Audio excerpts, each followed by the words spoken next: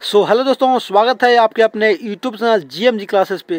दोस्तों आज आप लोग के लिए लेकर आ गए हैं बिहार बोर्ड 12th फाइनल परीक्षा 2024 के लिए सब्जेक्ट हिंदी का सभी हाईलाइट गेस्ट पेपर से ऑब्जेक्टिव क्वेश्चन, मतलब कि यानी टारगेट हिट गेस्ट पेपर से, एग्जाम मास्टर से एंड मास्टर गाइड से लेकर आ गए हैं, जो 12th में बार बार मतलब बहुत बार पूछा गया है। तो वीडियो को लास्ट तक जरूर दिखेगा और जो भी चैनल पर नए होंगे तो चैनल को सब्सक्राइब करके बेल आइकन को दबा दीजिएगा।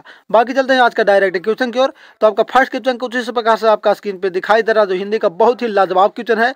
वो रहा कि बातचीत के माध्यम से बाल कृष्ण भट्ट क्या बतलाना चाहते हैं। तो बता दो दोस्तों कि वो क्या बतलाना चाहते हैं। तो वो बतलाना चाहते हैं बातचीत की शैली बतलाना चाहते हैं। क्या बातचीत के माध्यम से किन्होंने, तो बालकृष्ण भट्ट जी बातचीत का शैली बतलाना चाहते हैं। करेक्ट आंसर ऑप्शन ए हो गया। बाकी चलते हैं आगे सेकंड क्वेश्चन पे। सेकंड क्वेश्चन क्या बोला दोस्तों कि गद्य का विकास किस काल में हुआ। गद्य का जो विकास हुआ वो कौन सा काल में हुआ है। आदि काल में, भक्ति काल में, रीति काल में या आधुनिक काल में। तो दो का राइट आंसर होगा दोस्तों ऑप्शन डी, अर्थात क्या आधुनिक काल में क्या तो गद्य का विकास हुआ था सबसे पहले। राइट आंसर ऑप्शन डी हो गया। आगे चलते हैं अगला क्वेश्चन पे। तो आपका तीसरा क्वेश्चन बोल रहा है कि जयप्रकाश नारायण का जन्म कहाँ में हुआ था, कौन सा जगह पे हुआ था। बलिया में हुआ था, सितार दियारा में हुआ था या राघोपुर दियारा में हुआ था या छपरा में हुआ था। तो तीन का करेक्ट आंसर होगा दोस्तों ऑप्शन बी, अर्थात का सिताब दियारा में जयप्रकाश नारायण का जन्म हुआ था। जो क्या बोला जन्म हुआ था, मतलब क्या जो संपूर्ण क्रांति का लेखक है कौन, तो जयप्रकाश नारायण जी। बाकी चलते हैं आगे आपका अगला क्वेश्चन पे। तो आपका चौथा क्वेश्चन आपका स्क्रीन पे इस प्रकार से दिखाई दे रहा है। बोल रहा कि दिनकर किस युग के कवि है, मतलब दिनकर जी कौन सा युग के कवि थे। छायावाद उत्तर युग के, छायावाद युग के या रीतिकालीन युग के या इनमें से सभी। तो चार का जो राइट आंसर होगा दोस्तों वो हो जाएगा ऑप्शन ए, अर्थात का छायावादोत्तर युग के कवि थे कौन, Dinkar ji. Correct answer option A, अर्थात का रामधारी सिंह दिनकर जो बिहार के रहने वाले थे। एक बिहारी 100 पे भारी। आगे चलते हैं अगला कितने पे। पांचवा बोला कि मालती के पति किस व्यवसाय से जुड़े हुए थे, मतलब मालती के जो पति थे वो क्या थे। तो आप लोग को पता होना चाहिए कि क्या थे वो, एक प्रकार का डॉक्टर थे। मालती का पति क्या जो कलकत्ता में नौकरी करते थे वो क्या एक प्रकार के डॉक्टर थे। चलिए आगे चलते हैं अगला क्वेश्चन में छठा पे। छठा में बोला दोस्तों कि सन 1926 में भगत सिंह ने किस दल का गठन किया था, मतलब कौन सा दल का गठन किया था, कब 1926 में, कौन तो भगत सिंह ने। तो 6 का करेक्ट आंसर होगा दोस्तों ऑप्शन डी, का नौजवान भारत सभा। क्या नौजवान भारत सभा का, नौजवान मतलब क्या भारत के जो जवान व्यक्ति है नौजवान है वो क्या एक सभा का गठन किया था किसने, तो 1926 में भगत सिंह ने किया था। करेक्ट आंसर ऑप्शन डी हो गया। बाकी चलते हैं आगे आपका सातवां के पे। सातवां बोला दोस्तों कि ओ सदा नीरा के लेखक कौन है। ओ सदा नीरा के जो लेखक हैं दोस्तों वो कौन है, तो आपको आप लोग का पता होगा कौन, जगदीश चंद्र माथुर जी। करेक्ट आंसर ऑप्शन बी हो गया। आगे चलते हैं आठवां के पे। आठवां बोला दोस्तों कि नामवर सिंह किस त्रैमासिक पत्रिका के संपादक थे। त्रैमासिक मतलब 3 मासिक पत्रिका के संपादक थे कौन, तो नामवर सिंह किसका थे। तो 8 का राइट आंसर होगा दोस्तों ऑप्शन ए, अर्थात आलोचना के थे। राइट आंसर जो हो गया वो ऑप्शन ये हो गया। बाकी आप लोग सभी सब्जेक्ट का देख सकते हैं, इस चैनल पे पढ़ा हुआ है, physics, chemistry, bio, Hindi and English का। आगे चलते हैं 9वां पे। 9वां बोला दोस्तों कि तिरछ किसका पर्याय बनकर उभरा है। तिरछ किसका पर्याय बनकर उभरा है, आतंक का, शांति का या सद्भावना का या इनमें से कोई नहीं। तो 9 का जो राइट आंसर होगा दोस्तों वो हो जाएगा ऑप्शन ए, अर्थात आतंक का। मतलब तिरछ का है तो एक छिपकली प्रजाति का क्या एक रूप है, मतलब छिपकली की तरह क्या है जीवित जीव है जो मतलब बहुत ही विषैला इसमें बताया गया है तिरछ में। समझे, जिनका लेखक कौन है तो उदय प्रकाश जी हो जाएंगे। वही बता रहे किसका पर्याय बनकर उभरा है, मतलब आतंक का पर्याय बनकर उभरा है। बाकी चलते हैं आगे। देखिए आप लोग का एग्जाम अब तो छठ खत्म हो गया, दिवाली छठ दोनों खत्म हो गया, इसलिए अब एग्जाम के लिए आप लोग इंतजार नहीं करिए बल्कि कोशिश करिए, क्योंकि इंतजार करने वालों के लिए उतना ही मिलता है जितना कोशिश करने वाले या मेहनत करने वाले छोड़ जाते हैं। इसलिए अब आप लोग डायरेक्ट मेहनत करने में लग जाइए, क्योंकि अब नवंबर आ चुका है, नवंबर, दिसंबर, जनवरी, बाकी तो फरवरी से आप लोग का जंग लड़ना ही है 6-7 दिन। 10वां में देखिए क्या बोल रहा है कि शिक्षा पाठ के रचयिता कौन है, शिक्षा का लेखक कौन है। तो आप लोग को पता होना चाहिए कौन है, आप लोग को पता भी है कि जे कृष्णमूर्ति जी हैं। करेक्ट आंसर ऑप्शन डी हो गया। बाकी चलते हैं आगे 11वां पे। 11वां में क्या बोल रहा है कि जायसी, मलिक मोहम्मद जायसी के काव्य की भाषा कौन सी है, मतलब कि मलिक मोहम्मद जी जो काव्य का जो उत्पादन किया है वो कौन सा भाषा में किए हैं, ब्रज भाषा में, खड़ी बोली में, अरबी में या अवधी में। तो 11 का जो राइट आंसर होगा दोस्तों वो हो जाएगा ऑप्शन डी, अर्थात अवधी भाषा में मलिक मोहम्मद जायसी जी काव्य का क्या निर्माण किया है। करेक्ट आंसर ऑप्शन डी हो गया। चलते हैं आगे ब्रह्मा पे, ब्रह्मा में क्या बोला दोस्तों कि सूरदास के दीक्षा नहीं बल्कि दीक्षा गुरु कौन थे? नंददास थे, नाभादास थे, बल्लभाचार्य जी थे या रामानंद थे? तो 12 का राइट आंसर होगा दोस्तों ऑप्शन सी अर्थात बल्लभाचार्य जी थे को क्या, तो सूरदास के दीक्षा गुरु करेक्ट आंसर ऑप्शन सी हो गया। आगे चलते हैं आगे 13वां पे, 13वां में देखिए क्या बता रहा है, 13वां में बता रहा है कि तुलसीदास के दोनों पदों में किस रस का व्यंजन हुआ, दोनों पद में कौन सा रस को मतलब कि मिलाकर बनाया गया है? तो 13 का राइट आंसर हुआ दोस्तों ऑप्शन ए अर्थात भक्ति रस का। क्या तुलसीदास राम भक्त हैं इसलिए भक्ति रस देता है, करेक्ट आंसर ऑप्शन ये हो गया। चलिए आगे चल, जितना भी ऑब्जेक्टिव क्वेश्चन बताया जा रहा है बहुत he must very very important है, तो वीडियो को अंत तक देखिए और एकदम दिमाग में एकदम छाप लीजिए, मतलब कि टॉप 10 में नाम इन साल लाना है तो लाना है, समझे समझे। चलिए आगे चलते 14 पे, और 14 में बोल रहा है कि छाप पे कितनी पंक्तियों का छंद होता है, छाप पे जो छंद होता है वो कितनी पंक्तियों का होता है? तो 14 का राइट आंसर होगा दोस्तों ऑप्शन सी अर्थात क्या छह पंक्तियों का छंद होता है कौन, तो छपे। चलते हैं आगे अगला क्वेश्चन पे, समझे 15 नंबर के तुमुल कोलाहल कला में किसकी रचना है, मतलब तुमुल कोलाहल कला में किनके द्वारा लिखा गया है? तो आप लोग का पता होगा किनके द्वारा, तो जयशंकर प्रसाद जी के द्वारा लिखा गया है तुमुल कोलाहल कला में, करेक्ट आंसर ऑप्शन बी हो गया। चलते हैं आगे 15वां पे, 15वां बाकी हो गया, पर आगे चलते 16वां में। 16 में क्या पढ़ा दोस्तों कि कवित्री स्वयं को असहाय क्यों कहती है, स्वयं मतलब अपने आप को असहाय के रूप में क्यों मानती है? तो 16 का जो राइट आंसर होगा दोस्तों वो हो जाएगा ऑप्शन सी अर्थात पुत्र वियोग के कारण। क्या पुत्र वियोग, इसका जो लेखक है वो हो जाएगा सुभद्रा कुमारी चौहान। आप लोग का पता होगा कि जब पुत्र का वियोग मतलब पुत्र का क्या मृत्यु हो जाता है, निधन हो जाता है, तो किस प्रकार से एक माँ अपने बेटा के विलाप में असहाय हो जाती है, वही बता रहा है कि कवित्री स्वयं को असहाय क्यों मानती है, क्योंकि पुत्र वियोग के कारण, पुत्र के क्या मतलब का निधन के कारण, करेक्ट आंसर ऑप्शन सी हो गया। चलिए आगे चलते हैं 17 में बोला कि उषा का जादू निम्नलिखित में से कब टूटने लगता है? क्या उषा का जादू कब टूटता है? तो 17 का क्या हो गया राइट आंसर ऑप्शन ए था सूर्योदय होने पर। क्या सूर्योदय होने पर उषा का जादू टूटने लगता है, करेक्ट आंसर ऑप्शन ए हो गया। ये चैप्टर के अनुसार बोल रहा है, हम नहीं बल्कि चैप्टर के अनुसार बोला जा रहा है। चलिए आगे चलते हैं 18 पे, 18 में देखिए क्या बोल रहा है अधिनायक कौन है, अधिनायक कौन है? तो 18 का क्या होगा राइट आंसर दोस्तों, तो ऑप्शन ए अर्थात क्या सत्ताधारी वर्ग के लोग को अधिनायक कहा जाता है। जो रघुवीर सहाय, क्या इनका जो लेखक हो जाएंगे वो कौन हो जाएंगे, तो रघुवीर सहाय इनका लेखक है, करेक्ट आंसर ऑप्शन ए हो गया। चलिए आगे चलते हैं 19वां पे। देखिए कोई भी दिक्कत होगा, कोई भी प्रॉब्लम होगा, कोई भी समस्या होगा तो इस चैनल का जितना भी वीडियो पर हुआ है कोई भी एक वीडियो में आप कमेंट कर देंगे, उस कमेंट का रिप्लाई बहुत जल्द कर दिया जाएगा, मतलब उस समस्या का समाधान बहुत जल्द कर दिया जाएगा। 19 में क्या बोल रहा है कि प्यारे नन्हे बेटे को कविता किस शैली में लिखी गई है? देखिए आप लोग का लग रहा हो कि सर ये तो आपका न्यूज चैनल है तो क्या आप सही बता पाएंगे या नहीं बता पाएंगे? तो बता दूं कि मेरा ये सेकंड चैनल है, मेरा फर्स्ट चैनल का नाम है गुरु मस्ती GNMT, जो यूट्यूब के द्वारा कुछ टेक्निकल इशू की वजह से रिड्यूस हो चुका है, तो आप लोग इसको फुल सपोर्ट करिए, लाइक सब्सक्राइब एंड शेयर करके। बाकी चलते हैं आगे 19 में बोल रहा था कि प्यारे नन्हे बेटों को कविता किस शैली में लिखी गई है दोस्तों, तो 19 का राइट आंसर हो गया ऑप्शन ए था वार्तालाप शैली में। क्या वार्तालाप शैली में, और प्यारे नन्हे बेटों को कौन लिखे हैं, तो विनोद कुमार शुक्ल जी लिखे हैं, करेक्ट आंसर ऑप्शन ये हो गया।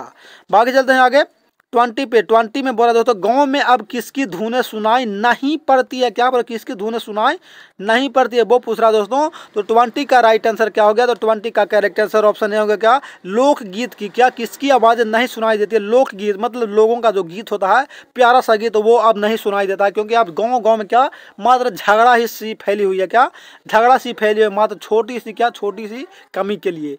बाकी चलते हैं आगे 21 पे। 21 में देखिए संधि विच्छेद आ गया, ये तो आप लोग 1 से करते पहुंच चुके हैं 12th में, तो ये दिक्कत नहीं होना चाहिए। बोला कि धर्मात्मा का संधि विच्छेद क्या होगा, धर्मात्मा, तो क्या होगा राइट आंसर दोस्तों, तो जाहिर से बात है कि धर्म जोड़ आत्मा हो गया, धर्मात्मा का सही संधि विच्छेद, करेक्ट आंसर ऑप्शन ये हो गया। बाकी चलते हैं आगे 22 पे। 22 में क्या बोला दोस्तों, 22 में बोला कि न्यायाधीश का सही संधि विच्छेद क्या हो गया, तो राइट आंसर हो गया न्याय प्लस अधीश, न्याय के लिए अधीश जो रहता है उसको बोलते हैं न्यायाधीश, करेक्ट आंसर ऑप्शन ए हो गया। देखिए वो वाला संधि विच्छेद कौन वाला, विद्यालय विद्या जोड़ालय, हिमालय हिम जोड़ालय, बस उसी तरह का सेम टू सेम है। क्या बोला आगे कि पंचानन का संधि विच्छेद, पंचानन का संधि विच्छेद क्या हो गया, तो 23 का राइट आंसर क्या होगा दोस्तों, तो ऑप्शन सी होगा था पंच जोड़ आनंद, 5 आनंद पंचानन वाला भुजा को क्या बोलते हैं? Panchanan. Correct answer option C हो गया। चलते हैं आगे।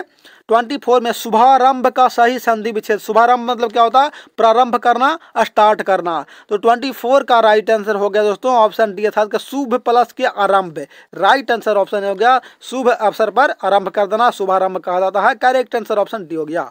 आगे चलते हैं 25 पे, नमस्कार का सही संधि विच्छेद क्या हो गया दोस्तों? तो 25 का राइट आंसर हो गया नमः जोड़कार, नमस् plus car. Correct answer option ये हो गया। बाकी जब देखिए इस चैनल पर जितना भी ऑब्जेक्टिव बताया गया वो पैसा कम माल ज़्यादा, मतलब टाइम कम और क्वेश्चन ज़्यादा बताया गया, इसलिए आप लोग इसको सपोर्ट करने के लिए लाइक सब्सक्राइब एंड शेयर करके रख लीजिए, ताकि जब भी वीडियो इस पर अपलोड किया जाए तो आप लोगों के पास नोटिफिकेशन चल जाए और याद करने में तो कोई दिक्कतें नहीं हो, और 2024 में टॉप 10 में नाम ला सकें। 26 में बोल रहा कि बेइज्जत में कौन सा उपसर्ग है? बेइज्जत में उपसर्ग, तो उपसर्ग किसको बोलते हैं? जो किसी शब्द के किसके कब लगता है? पहले लगता है उसको उपसर्ग और बाद में लगता है उसको प्रत्यय। तो 26 का क्या हो गया राइट आंसर दोस्तों? तो ऑप्शन बी हो गया बे, इज्जत। इज्जत, बेइज्जत में उपसर्ग क्या है? तो बे हो गया क्या? उपसर्ग हो जाएगा, समझे।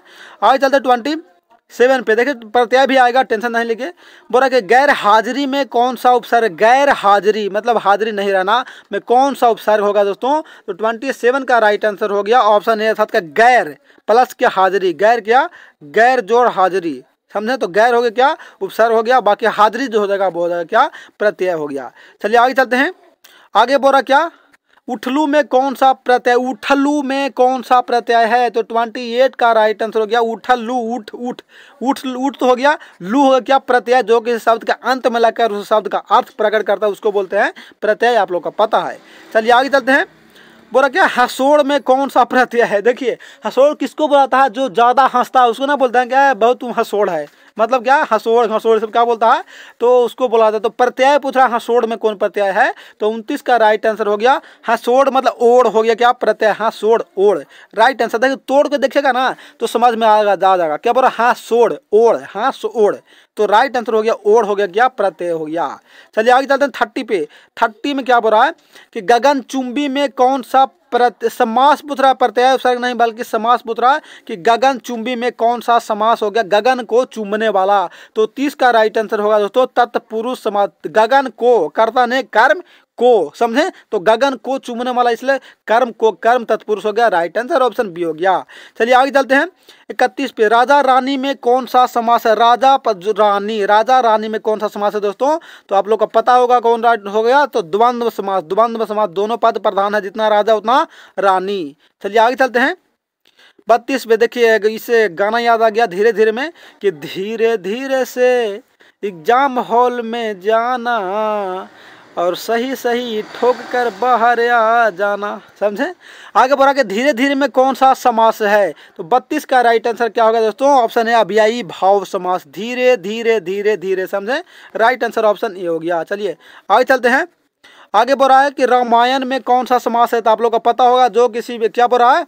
रामायण, रामायण। तो 33 का राइट आंसर होगा दोस्तों Ramayana. Right answer option B होगा तत्पुरुष समास हो जाएगा। चलिए आगे चलते हैं। हम संज्ञा बोल रहे, संज्ञा तो व्यक्तिवाचक होगा ना, क्योंकि महत्वपूर्ण है। आगे देखें 34 में। विद्यार्थी में कौन सा समास है? विद्यार्थी, विद्या जोड़ अर्थी, इसमें कौन सा समास है? तो क्या हो गया? विद्यार्थी में 34 का राइट आंसर क्या हो गया दोस्तों? तो 34 का करेक्ट आंसर हो गया ऑप्शन बी, अर्थात क्या? तत्पुरुष, विद्या जोड़ अर्थी, विद्यार्थी। राइट आंसर ऑप्शन बी हो गया। और आप लोग बताएंगे, चलिए इसको HW दे रहे हैं, इसमें तो नहीं है, आप लोग HW में बताइएगा। 34 का राइट आंसर क्या हो गया कि विद्यार्थी का कितने लक्षण, क्या विद्यार्थी का कितने लक्षण होते हैं और कौन कौन? विद्यार्थी का कौन कौन कितने और कौन कौन लक्षण होते हैं? HW दे दिया है विद्यार्थी के लिए, आप लोग को पता होगा तो कमेंट करें। और जो पिछला HW का कमेंट किया है बहुत अच्छा, वेरी गुड, वेल डन। बाकी चलते हैं आगे। आगे क्या बोल रहा है? आगे बोल रहा है 35 में कि जिसे वाणी द्वारा व्यक्त ना किया जा सके उसको एक भाग, मतलब अनेक शब्दों के लिए एक शब्द पूछ रहा है कि जिसे वाणी द्वारा व्यक्त ना किया जा सके उसको क्या कहेंगे एक शब्द में? तो 35 का राइट आंसर हो गया अनिर्वचनीय। क्या? अनिर्वचनीय। करेक्ट आंसर ऑप्शन डी हो गया। आगे चलते हैं 36 पे। तीव्र बुद्धि वाला, मतलब तेज बुद्धि वाला क्या कहलाता है? तेज बुद्धि वाला क्या कहलाता है? तो 36 का राइट आंसर हो गया कुशागर कहलाता है। करेक्ट आंसर ऑप्शन ये हो गया दोस्तों। बाकी चलते हैं आगे 37 पे क्या बोल रहा है कि बादल का पर्यायवाची क्या है। बादल का पर्यायवाची मतलब बादल को और कौन सा नाम से जाना जाता है। तो 37 का क्या हो गया, मेघ होगा, जलद होगा, जलधर हो गया या उपयुक्त सभी। तो क्या होगा दोस्तों, लग रहा है क्या सभी हो जाएगा। इसका राइट आंसर ऑप्शन डी हो गया। इनमें से सभी बादल का पर्यायवाची मेघ भी होगा, जलद भी होगा और जलधर भी हो गया, इसलिए इनमें से सभी हो गया।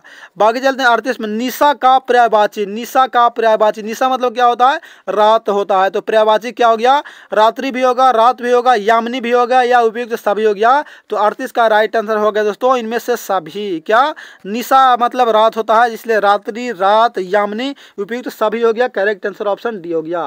बाकी चलते हैं आगे अगला क्वेश्चन पे।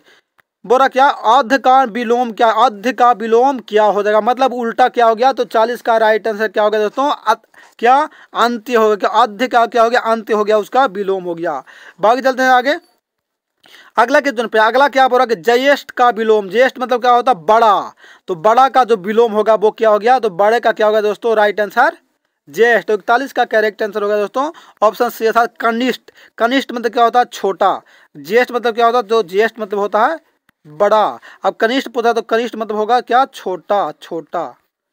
बाकी चलते हैं आगे 42 पे। 42 में बोला कि तम का विलोम, तम का उल्टा क्या हो गया। तो 42 का राइट आंसर हो गया ज्योति, ज्योति। तम का ज्योति, समझे, राइट आंसर ऑप्शन डी हो गया। तम क्रतु पश्यति वित्तसो को धातु रूपाय ना, और क्या तो है आप लोग बताइएगा। आगे 43 में संपत्ति का विलोम, संपत्ति का उल्टा क्या हो गया। तो 43 का राइट आंसर हो गया ऑप्शन क्या, डी हो गया, दरिद्रता का, दरिद्रता हो गया, संपत्ति का उल्टा हो जाएगा। आगे चलते हैं 44 पे। 44 पे क्या बोला कि श्रृंगार का विशेषण, श्रृंगार का विशेषण जो संज्ञा या सर्वनाम की विशेषता बताता है उसको विशेषण बोलते हैं। तो 44 का क्या हो गया दोस्तों, ऑप्शन ए होगा श्रृंगारिक। श्रृंगार का विशेषण क्या हो गया, श्रृंगारिक हो गया। करेक्ट आंसर ऑप्शन ए हो गया। बाकी आगे चलते 45 पे। बोला कि विस्मरण, विस्मरण का विशेषण क्या हो गया, विस्मरण का। तो 45 का राइट आंसर हो गया दोस्तों ऑप्शन बी था विस्मरणीय, विस्मरणीय। करेक्ट आंसर ऑप्शन बी हो गया। बाकी चलते हैं आगे 46 पे। व्याकरण का विशेषण, व्याकरण का विशेषण क्या हो गया दोस्तों। तो 46 का राइट आंसर हो गया व्याकरण, व्याकरण। करेक्ट आंसर ऑप्शन बी हो गया। बाकी चलते हैं आगे 47 पे। चलिए धीरे धीरे कदम से बढ़ते हुए आगे की ओर, अपने लक्ष्य की ओर। 47 में बोल रहा है कि गला छूटना मुहावरे का अर्थ किस वाक से स्पष्ट हो रहा है, गला छूटना। तो 47 का क्या होगा दोस्तों, तो ऑप्शन ए हो गया था क्या, जापान। क्या बोल रहा है ए में कि जापान से भारत की दोस्ती हो गई, चीन से गला छूट गया, मतलब क्या, चीन से क्या होता है अपना क्या रिश्ता टूट गया, इसलिए राइट आंसर हो गया दोस्तों ऑप्शन ए हो गया। चलिए आगे चलते हैं 48 पे। 48 में क्या बोल रहा है, चलिए छोटा कहते बोल रहा है कि चांदी के जूते मारना मुहावरा का अर्थ किस वाक से स्पष्ट हो रहा है। चांदी के जूते राजा पहनते हैं, ये तो गलत हो गया। आगे बोला कि सड़क के निर्माण का ठेका लेने के लिए अभियंताओं को चांदी के जूते मारने पड़ते हैं या चांदी के जूते कम बनते हैं, ये भी गलत है। आगे बोला चांदी के जूते नहीं बनते, ये भी गलत है। तो राइट आंसर क्या होगा दोस्तों, तो करेक्ट आंसर हो गया ऑप्शन बी था क्या, कि सड़क निर्माण का ठेका लेने के लिए अभियंता, अभियंता मतलब क्या, इंजीनियर का चांदी के जूते मारने पड़ते हैं, मतलब खुशामद करने पड़ते हैं। राइट आंसर ऑप्शन बी हो गए। बाकी चलते हैं आगे 49 पे। 49 में बोला दोस्तों कि अंधे की लकड़ी होना मुहावरे का अर्थ किस वाक से स्पष्ट हो रहा है। तो 49 का राइट आंसर होगा दोस्तों ऑप्शन सी था का, पुत्र पिता के बुढ़ापे के अंधे की क्या है, लकड़ी माना जाता है। मतलब क्या, पुत्र क्या है, पिता के अंधे मतलब बुढ़ापे पिता का क्या है, एक लकड़ी, मतलब कि समान, लकड़ी के समान है। राइट आंसर ऑप्शन बी है, मतलब सहारा है। बाकी चलते हैं आगे 50 पे। 50 में देखिए तो आप मतलब कुछ तुच्छ व्यक्तियों के लिए क्या बोला कि अधजल गगरी छलकत जाए मुहावरा का अर्थ क्या होता है। तो आप लोग को पता होगा क्या होगा राइट आंसर दोस्तों, मतलब ओछा व्यक्ति अधिक प्रदर्शन करता है, मतलब क्या, कम जानने वाला व्यक्ति अधिक फेंकता है, हम ये हैं, हम वो हैं, हम ऐसे करेंगे, हम वैसे करते हैं, हम इतना कमाते हैं, हम उसको मार डालेगा, हम उसको फाड़ डालेगा, ये सब क्या करते हैं। तो उसी को बोला था अधजल गगरी छलकत जाए, मतलब थोड़ा सा बुद्धि होकर और बहुत लंबे लंबे फेंकना, मतलब तुच्छ होना, समझे।